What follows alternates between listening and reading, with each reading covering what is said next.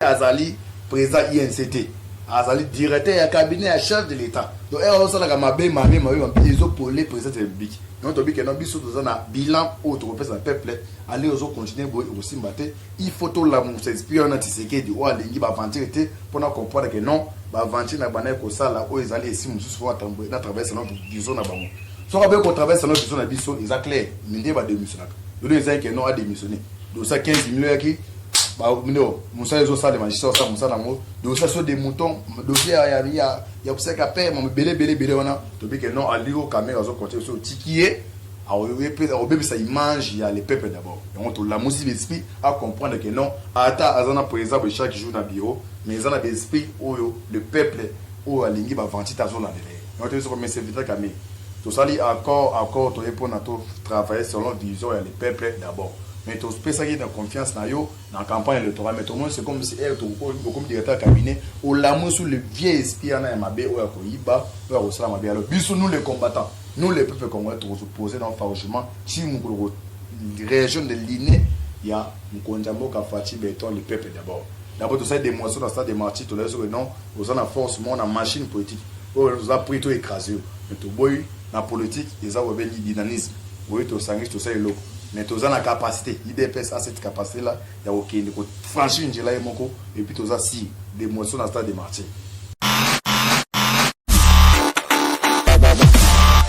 Les Américains, basant étape par étape. Kabila, Peter Fan a eu une émission autour de les Canadiens. Et puis dans tout ça, directement par Landi, on comprend. Peter Fan a eu à faire sa dernier message dans Kabila. Les Américains, basant Moni. Yo mona 3 ans et ça musique. Et moi par exemple préba prolonger même 10 ans. Yo mona 10 ans musique, ba mona za muketi ba ozo. Ouza Ben Laden ba poursuivre pendant plus de 9 ans, mais ba zoa ki Obama avec un online. Ils ont des mona Kabila les a étape par étape.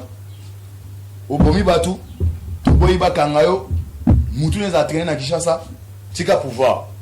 Lendi, a tika pouvoir ta senini, a tiki.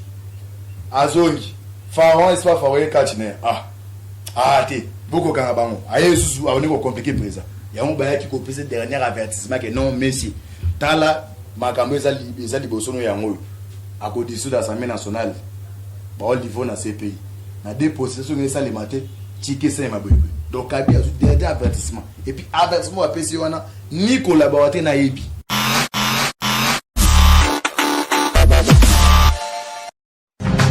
Radio Bissognon Congo, RDC, une chaîne au cœur du monde. Merci beaucoup Nabana Poto, merci Balandinion sur Radio Bissognon Congo RDC, mais aussi Baou Batang en Rabisson à www.congonews.com, les grands rendez-vous décryptage de l'actualité de la semaine c'est aujourd'hui avec le coordonnateur et le parlementaire des Bounions à centre-ville, président Moïse Arek, qui est vraiment né tout brossé. Actualité à semaine et vraiment président Moïse Mbotenayo merci na grand rendez-vous de cryptage actualité. Ouais Mbote le kolanga c'est vrai que moi on suit tout le journal do. Nzamba pambo na wande ko Hollande biso Mbote bakasi. Merci beaucoup président Moïse de la actualité za moi mbilinga président Moïse dossier Vital Kamerhe photo bandana noana. Lelo pourquoi bino IDPS bomi ko exiger démission à Vital Kamerhe. Bon, ceux qui sont exiger démission, ils a bisoté. Ils a d'abord les peuples congolais. Obi Kamerhe a sali mabe belé na mama ya tali répéter au Congo. Donc biso mto pesa ke souffle. Ndenge mo moyibi ona ya na film à Jésus à kota lola. Ndenge biso no côté lola. Peut-être organiser au changer a chanzaki. Peut-être boiter na campagne ato tikale biso moko le monsieur Vital Kamerhe qui a porté biso mais au lotozi pouvoir. To boye lo wanate. Babi na mukili il faut reconnaître ta mabe nyonso. Il ko to mo que non ali o monsieur Kamerhe agi comme ça to ki madame. Mais to moni est au pouvoir.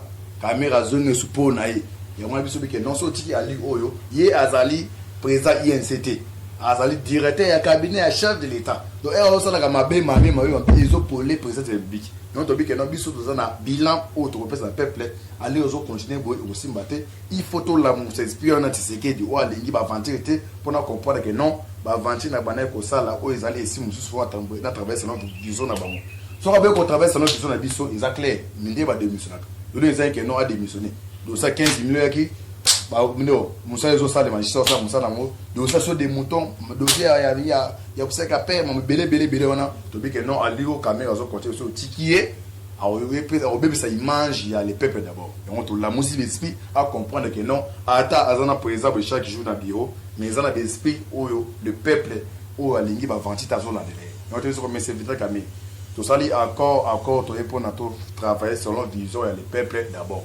Mais tu peux ça qui est en confiance dans yo dans campagne électorale, mais tout le monde c'est comme si elle beaucoup directeur cabinet ou l'amour sur le vieux esprit en mabe ou à koiba ou à osala mabe. Alors bisous nous les combattants, nous les peuples congolais nous opposer dans farouchement si nous région de l'Iné, il y a Mkonjambo Kafati béton les peuples d'abord. D'abord tout ça démonstration dans le stade des martyrs tout les autres non, vous en a force mon en machine politique. Vous a pris tout écrasé. Mais tout boy dans politique, ils ont un dynamisme. Oui, tout ça tout ça est lourd. Mais tu as la capacité, IDPS a cette capacité-là, il y a aucun de franchir une gelée et puis tu as si des motions dans le stade des martyrs. D'ailleurs, tu as aussi changer le tournée dans le bâtiment, va changer un candidat candidat président, tout dans le stade des martyrs, va niveau candidat près des pays. Mais c'est quand même, tu as besoin d'avoir des avertissements. Si vous continuez, on va organiser des marches d'envergure contre vous. Pour tous ces mots démissionner. Le président Maurice Solanda qui déclaration médiatique, il y a Vital Kamerhe, directeur cabinet, il y a chef de l'État, alors INC. IDPS, cash, FCC, Boza Batouman, Boutika la guerre médiatique, où ils ont ça bien, ils ont la main dans la main, pour vous tomber pour les défis relever ça en cas c'est 2023. Pourquoi Bozo Maloba Vital Kamerhe? C'est mon taïbi mbongo, moi ça m'a guerre. Mon taïbi mbongo, yibi. Moi ça m'a guerre, moi ça va m'a guerre. Pourquoi pas tout n'est que banda kala bando? Si c'est dans ça pour na pouvoir combien 2 mois 3 il a déjà fait une année. Alors pourquoi on a bandé toi on est attaqué mais tu vas attaquer c'est que ça ne va pas c'est clair et c'est notre new quand tu sais que doit à présent caméra ça directeur caméra dans l'espace à 3 mois non bana il t'a tout une année là ça directeur caméra mais le débit pourquoi tu es attaqué mais tu es attaqué c'est que ça ne va pas ils ont les camerounais qui aux abosam ils ont les camerounais oui mbongo ya l'état prend papier son mbongo c'est le hôtel ça là moto sur mon lieu les esprits là ba ko la muka pression populaire y compris à base des personnes moto pression ils ont les camerounais ko ya mandu ya ko za ensemble ils ont ensemble te so ils ont les camerounais bois tous ensemble mais camerounais to boy ya pas yim biso mto luka ki yim ta luka ki biso et puis aza ba no me dia ta camerounais to boy mais to pesa confiance mais to bonne ko ma be bandi ya ngoto tele mais ça les camerounais aux ensemble to boy te faux ensemble mais o ayi mbo ngeza mo ensemble te zong sa mbongo yibi biso to la do tina suka ato tous ensemble attendez ni ezali kambuya nous biso za peuple tous ça leader d'opinion tous en base to engagé to lingate likambo onezinga na les 15 minutes oyebi devant ba combattant auto de ça kamera yo fandi kuna na ba minda na ba daida bolia ba mbongo non ezali kamba ko zala te ko zala ko se désigner tous ça besoin ko ça unité mais soko mbongo ya l'état mbongo za mbongo sécurité za mbongo ya niyo kamera mbongo apesa prononcer le côté mais ceux qui ont zongi za mbongo wana. Président Moïse, est-ce que la campagne de déstabilisation de mon amboka Vital Kamerhe par rapport à Bouki qui est à reposer en 2023 il y a déjà campagne de déstabilisation pour mon amboka Vital Kamerhe. Yo za journaliste, zota mikono ga siko na Gishasa. Zota mikono siko na Gishasa. Ah Moïse, président Moïse, est-ce que au bomi ko sala Vital Kamerhe et sa campagne de déstabilisation pour boyebi qui en 2023 il va avoir un candidat pertinent et potentiel dans le cadre président de la République mais yo za journaliste ozana micro ozwadra transfert wana utabana na ville otaye otamosika na Gishasa auto non pina qui est Vital Kamerhe siko na Gishasa pour nini et c'est machines IDPS pour na autobanga Vital Kamerhe eza bando taba donc la mission IDPS a réactiver machine ebo tout politisé tout wa ko ça ba vendre la machine on va les on les chiens écrasés on veut ba tout le monde nga c'est ça auto ça IDPS a démarré déjà marché en cours. Donc 2023 on va les écraser. Tu sais que Atabo Sangani, Binotou, FCC, INC, Lamouka, tu sais que déjà candidat 2023 et puis à cause de la réalité pour la deuxième mandat. À cause de la réalité pour la deuxième mandat, mais président Moïse, pourquoi IDPS a Tomo qui m'engage dans la guerre? Guerre na Vital Kamerhe, guerre FCC cash récemment Boutek ou qui ça mon amboka Jeannette Kabila dans l'avion. Calais et longo pour une IDPS ba guerre belé bino mo kala ba guerre na ba belé pourquoi trop d'acharnement na ba pouvoir à kala pendant que ba partenaire na bino lelo bon et ozo ba IDPS ba guerre belé zo ba guerre na ba belé zo on a regretté ma casse problème eza wa IDPS à l'idée pendant plus de 37 ans eza même so ba muso ba otala ba mo ndema sekeza ma sekité biso toza ba tu o biso mo toza ba to yo na tu na ba histoire na ngai na 2016 batu ya ane ya Kabila bakanga na ville awa batenga déjà kaka ba ok nanga monga zo bandi Swahili que non ndenge oza vie no ici ni tete moi résistance ba combattant ba lakima na kaka na kiti ba lakima na ngoti lelo na moment na za kabila so aussi bataza ko éliminer peut-être ngozo attend te mananga donc biso to moni déjà les kama sécurité l'IDPS il a lutté plus de 37 des avons na sécurité alors toza na bilan mandé za 5 ans toza parti za parti populaire ici ka to fanda ka peut-être to fanda na gominga fanda na cité ici ka na fanda e ozo bimana tongo ya okuza bato baza pembeni présent lipe mati présent ni ne mati il faut to ko baza population et ça kana bango bato voter tirer bangwana alors to lingate inane oyo biso IDPS to fandi comme to sala coalition akona kamere comme to préserver unité entre FCC na Tshisekedi to fanda wana bazoyi bango non on va se réveiller et puis to bandi to kutika ngote na mungacha mukile za na 4 forces nza mapesi na monde ya liboso za mupepe bakanga ngote et mbale zali moto ya misatu mai et puis ya 4 maisons c'est le peuple alors bato bati Tshisekedi wana za ni kamere ninga to za le peuple wana alors bati pour intérêt ya peuple wana to lingate bati comme contre le peuple mais tout monde que non président mo za pour intérêt peuple bato bazan tourner na ye entre autres bakama comme intérêt pour na bango alors nous avec biso na peuple nous to télémer la bango et ça kamba acharnement tendeko et ça kamba acharnement to télémer la bango tu as besoin les peuples d'abord sur le besoin les peuples d'abord il faut les peuples à se retrouver la personne mbongo pour na so des moutons ça là so des moutons so tu na poche to télémer c'est vrai que télémer te o tira na o télémer la tête peut-être va bouler ka table lobby non dès to ban déjà boui le jour où on va se réveiller quand biso jouer des rôles opposition na majoto la mpe non mais c'est quand même tu dois démissionner marche penata katonga ya beti maza onandi marche quand même faut qu'il depuis que Tshisekedi a que la peuple a que la biso mais to boda OK na voir to na voir malembe peuple appeler son bon ça là bo ça le quoi donc ça biso IDPS ba na va partir so IDPS biso na va partir même to te même c'est ça donc biso Tshisekedi doit azana sama mbele que son homme se repose en paix atikele biso idéologie na banga mutute na lege kwa na hote so na moye mabeno e biso clair to bana d'abord bato ba to bana na parti na biso c'est le que ça mabe to loba so na parti na biso to loba clair bon yo muntaza allié to bango plan et ça les gamba ya charlement ils allaient comme respecter les visions ya peuple ya président ba ambition ma casse bon azu opérateur ba besoin pe ba aider mais entourage wana on dit ce comme musique ndoki wa te ba caméra wana alors biso photo aider président to télémena mo bon des présidents votés mais nango mais les autres senti de ces calèves apparemment au lobby bakanga bino na année à moi trop apparemment bon ça appelle retour à l'expéditeur pour nous attaquer calève pourquoi le lot pour ça la politique il y a retour à l'expéditeur les lot et tout ça compte à rendre tout ça monter surtout nous ça compte à rendre mais jour na toujours venani nanga à programme que non et le président de la République on va faire des Antoine des mêmes jours biso ba combattre toi te be banda na bango non na bagungu donc to ke pena benda ko ne yango mais to za so il intention na mais donc ça on banda kala bi la majorité peut fazer d'avoir bon si c'est là quand bon mais présent à ça intention ante akena musika bi que non à ça intention ko fouiller mais to comprendre que bato bazu moi grâce wana pour ko fouiner na nebo au monde ba ko fouiner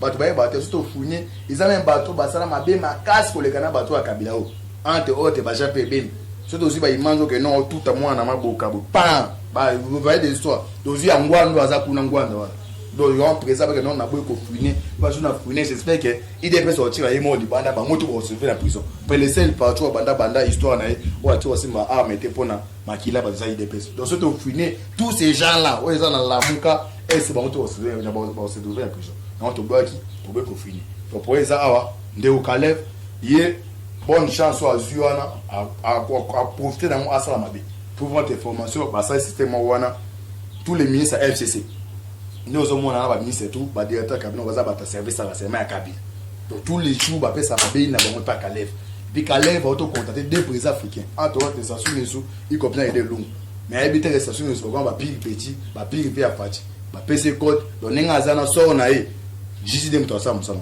siko so auto fini pa biso ne singa dans za victime à Caleb na za ba do na kufunda ezali kamba compte 40 so compte 40 na biso que jour nani nanga publicité Tshisekedi to ibanda ko to côté na banda mais to za attention ate to moni que non na carte na ba zuma chance wana ba zo comprendre te ba nga ba sakana alors la justice va faire son papa Dieu merci appareil judiciaire Sikebimi ba no ba ta sika et on vertige on ba ça musa d'abord Mankamba 200 000 eza IDPS eza justice.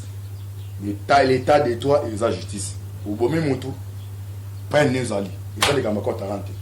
Eza le kambo ya compte à rendre été président Moïse émission na biso ezalaka vraiment polele Joseph Kabila bakutana avec la Peter Pam. Tu comprends le lot que Amérique a une poste pour éliminer Joseph Kabila. Nous sommes bon dans les pays pour na Kabila Ozari et zaki na moka kaba discours médiatique on dirait. Bon, est-ce que vous avez vu que Peter Fan n'a pas qu'un Kabila? Non. Quand il y a l'administration des États-Unis, il y a Biso Boao, tu as une chance à comprendre les États-Unis. Les Américains, basant étape par étape. Kabila, Peter Fan a eu une émission autour de les Canadiens. Et puis dans tout ça, directement par l'Andi, on comprend. Peter Fan a eu à apporter sa dernier message à Kabila. Les Américains, basant Moni, yo mona 3 ans et ça musique. Et moi, par ça, prolonger même 10 ans. Yo mona 10 ans musique. Moi, mona ça muketi ba ozo. Ouza Ben Laden ba poser pendant plus de 9 ans. Mais bazwa qui Obama avec un online. Ils ont demandé Kabila. Kabila les a étape par étape. Obomi batu, boyi ba kangayo, mutu les a traîné na Kinshasa, tika pouvoir. A lendi, a tika pouvoir ta seni atiki. Azongi, Pharaon est pas Pharaon Katiner. Te, beaucoup kanga bango. Aye susu, a on est compliqué présent. Il y a un bail qui copie ce dernier avertissement que non, merci. Tala, makambo eza libosono yango. À côté de l'Assemblée nationale, au niveau de ces pays. Na déposition de ça les matés, ticket c'est ma boue. Donc Kabila a dernier avertissement. Et puis avertissement à PC wana ni collaborateur na yebi. Parce que tali ba image e ba yambiye, ba zaki ba omi satu.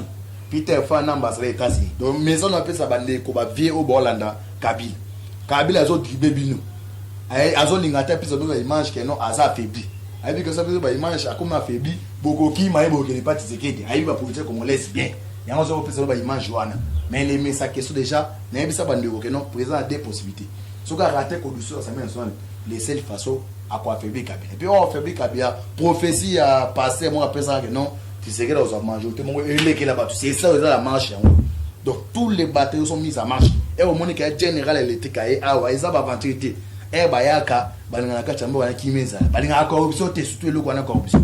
Yo même so même ni mitinga IDPS ezaki basé makasi pour na kopesa message na corruption. Et la première partie d'abord présidentielle aza contre la corruption.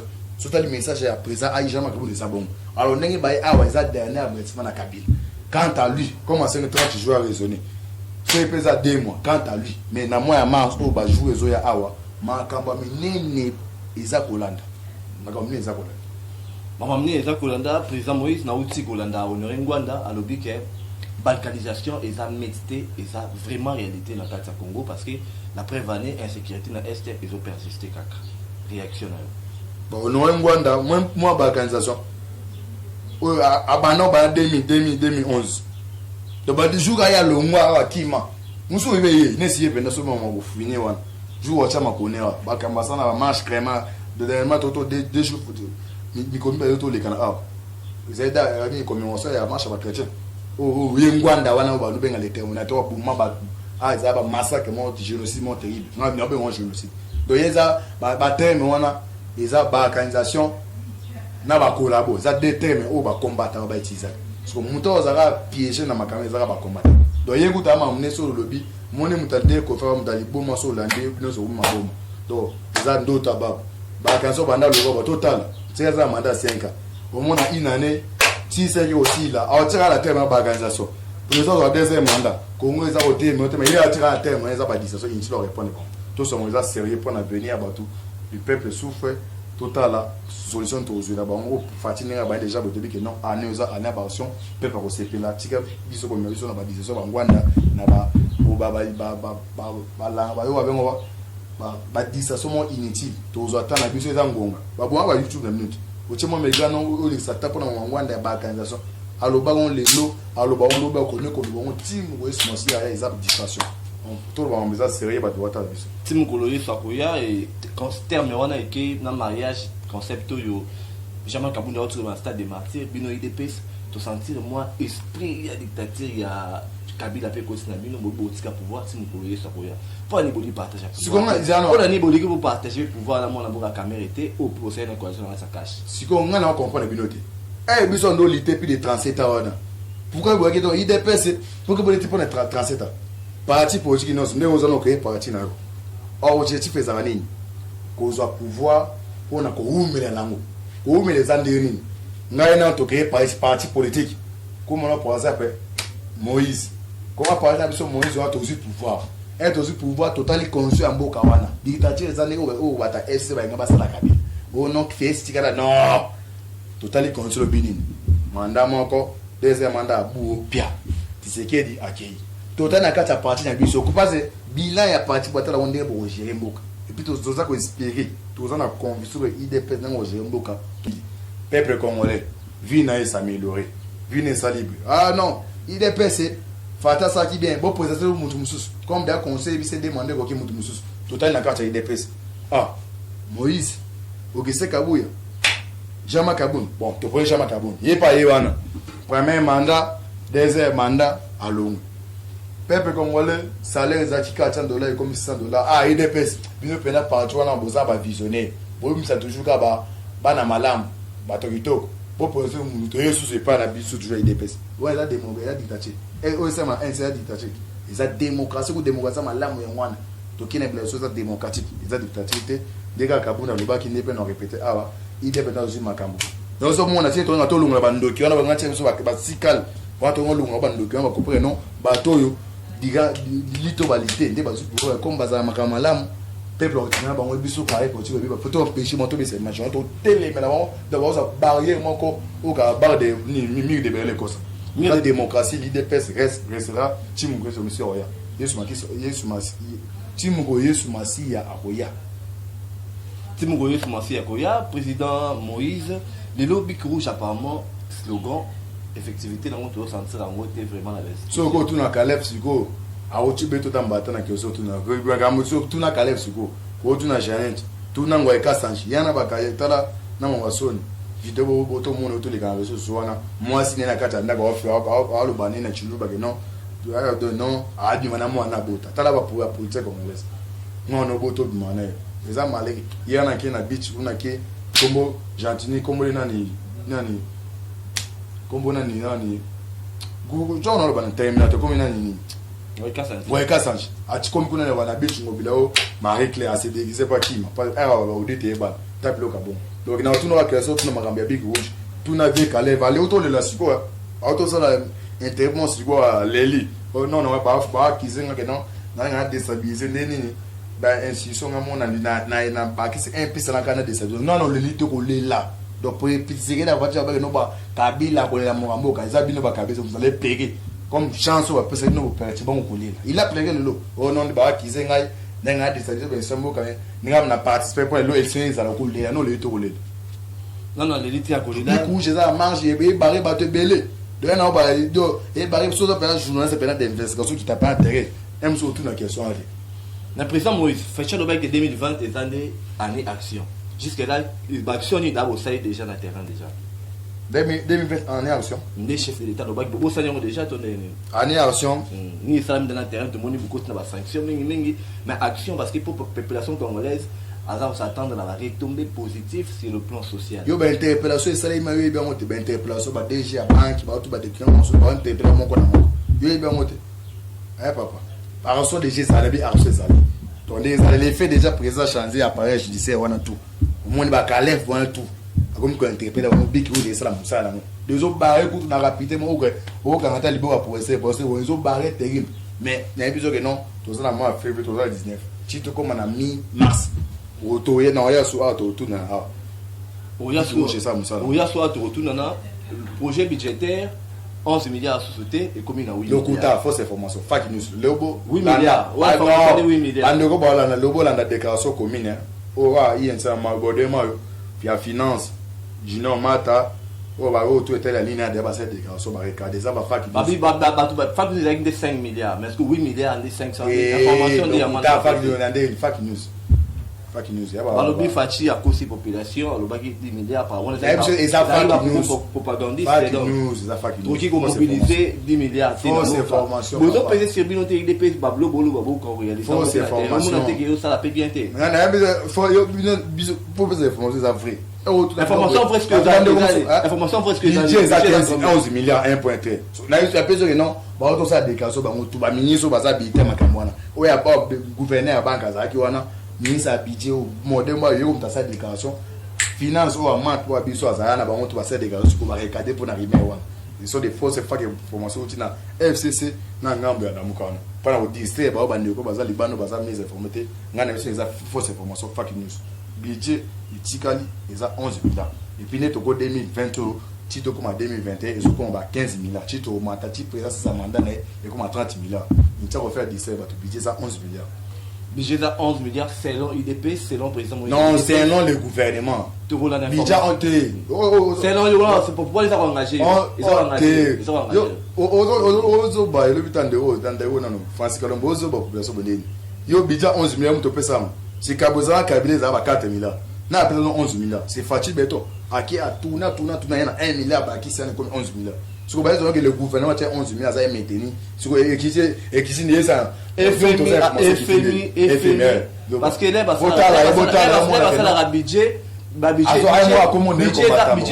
ça va chiffre faut pas mobiliser ba chiffre là c'est comme va dépense ou faut pas ça là OK c'est pas mobiliser justement parce que bon nous se fâche qu'il ndeko luka ya mwana fallait pas justement là d'autres informations na ebisu yo rappel na ebisu boy yo o bengisa nga pour tout nga mamito na justement pour écrire tout informer peu opinion na ebisu yo boy budget ya 11 milliards et ça maintenu 11 milliards lelo bandeko bazana comme toza tongo toza après midi déjà tibalala au bota la journal à 19 bon na RTNC tous les ministres aux les ministres tutelle entre autres Bodema baza ministre budget ou ya finance le gouverneur banque ba ça déclaration pour d'abord ko télémé la rimer tamboli ba lobi ki no budget ça maintenu il y a 11 milliards tous les ngano to dans lobby c'est na ko dans lobby to ko justement au choc des déjà la lumière je crois que tous on a toujours pour nous informer bino au grand rendez-vous avec les d'actualité non président moi sommes déjà commencé sur émission na biso na biti mutoni na tunioté au rose à la maloba pour informer sur opinion sur la diaspora bon j'espère que au tunité na tout ça direct on sous balandango OK mais balandango pas c'est moni na BNC live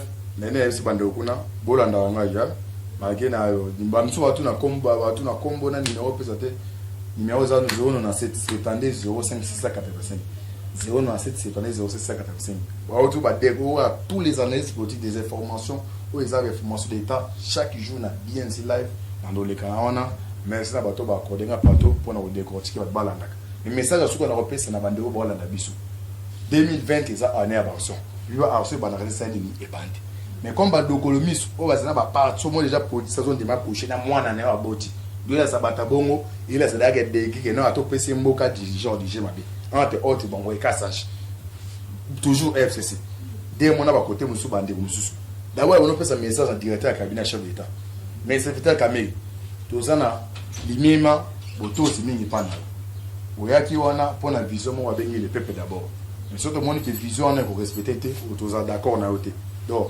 abi un homme averti en vaudé donc moi des gens de l'esprit l'esprit on ko gaza kabunda tini kabuya non eza be esprit ni corruption te esprit la mu ke télémelio alors si ko zali so ke na losambo prier maman Maria maman Mida abi que non yo on est plutôt sur madame soit on a parlé et moi prier car mbal na ngana musala njambe longo esprit ko yiba pam moi c'est pas ko yedp donc maman Mida on a ko na la plateau au ça va dégager 2021 on est prier on va le prier esprit zakat ne sur les a toujours elo mais année 2020 à part directeur cabinet tous les conseillers présidents bazan niveau ya présidence de la République et au comité conseiller la présidence eza ni kota casquette INC ni IDPS aux conseillers à République démocratique du Congo donc au travail sur notre vision à Mokotamboko tout est à niveau ya gouvernement na carte gouvernement na gouvernement za ni bato FCC ni bato ya cash ni bato la muka ils allaient tout au gouvernement ministre et au na niveau ya États-Unis on va dire non moi je suis le ministre de l'FCC du cash moi je suis le ministre de la République démocratique du Congo. Donc des bozana binotou, il faut travailler selon vision mukunda boko. Ba ba zo benga melo appel anonyme wana ko gimase bino ke non. So be ko sala vision tike to longolo aza ko me ko sa va pe ko sa yo. 2020 président Tibi Rouge na. Des partenaires sérieux ba ni ba collaborer na. Oyo tout a quoi d'inspirer ko yiba mboko ya ko déstabiliser le pouvoir est légitime. Il y a aucun comploter contre le pays na niveau libanda ayeba ke le peuple Nzambe et puis les institutions de la République ba rotier maboko. Bonne chance na banoto ba Hollande o azana gouvernement bon prier pour na mukonza mboka arrêt 2020 bande ko bazo benga biso pour le président tala biso bon comprendre na répéter loko to sali remise le président est démocrate to sali remise le président dictateur Nzamba côté là qui pas fou be loko wana to frodo o ga to risquer na o ga Pierre mo ngole kana ah même Dieu il a côté na Kabila pour la ça ndima que non le président Nzamba jouaki mais to comprendre que non ni na faroza qui faro tiki na zonga azongela susu et on to bi que non ba baza libanda bo comprendre les accidents donc tous en kati ya démocratie biso to kalema ponami majorité ke pena bango to limite to collaborer ensemble et ça ce n'est que normal il faut ba rater ça là mais 2020 bino mona ali ni to ba 2020 so mo ke to comme na même na décembre 2020 le CMT wane ba over benga o ba kana to ba non président c'est que d'ailleurs asana besoin li petita asana besoin make na nsa wenti asana ba to zo message nyo so les travail akuta kimboka na kacha libulu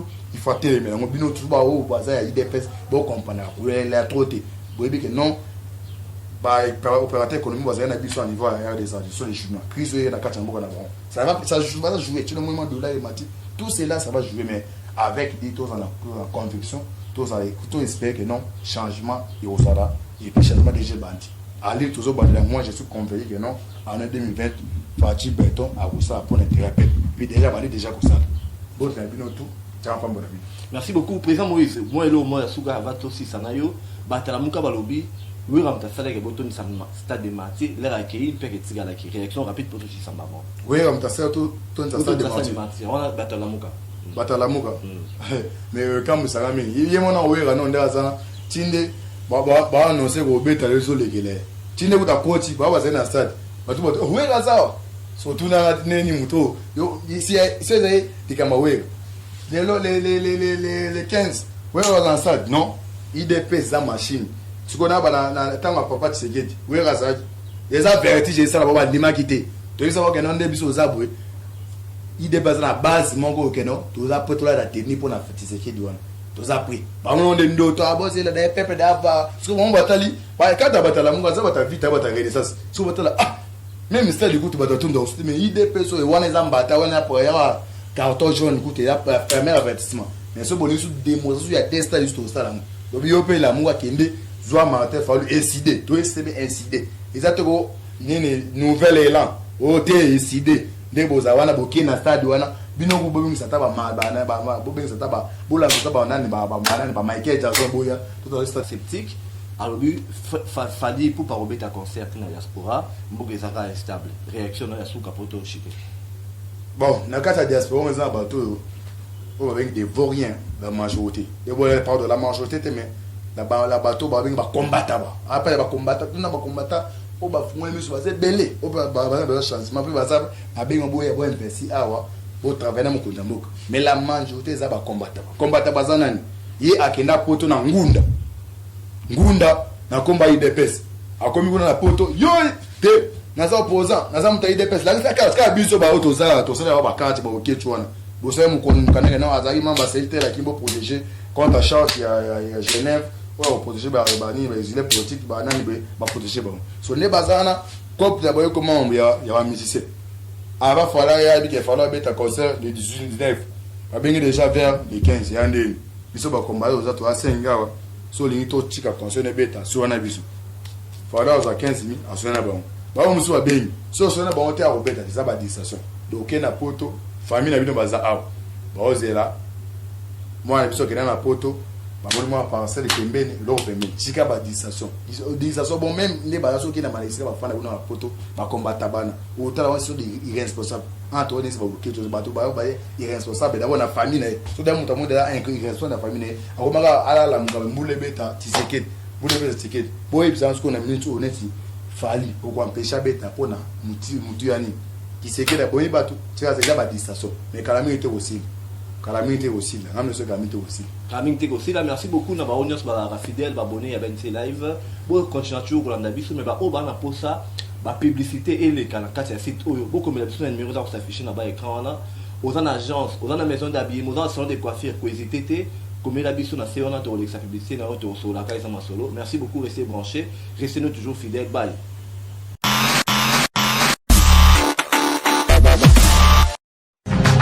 Radio Bissonioso Congo, RDC, une chaîne au cœur du monde. Vous êtes sur la radio Bissonioso Congo RDC. Oui, tapez www.radiocongonews.com, accédez dans notre site et avoir toutes nos informations. Soyez le mieux informés dans le monde.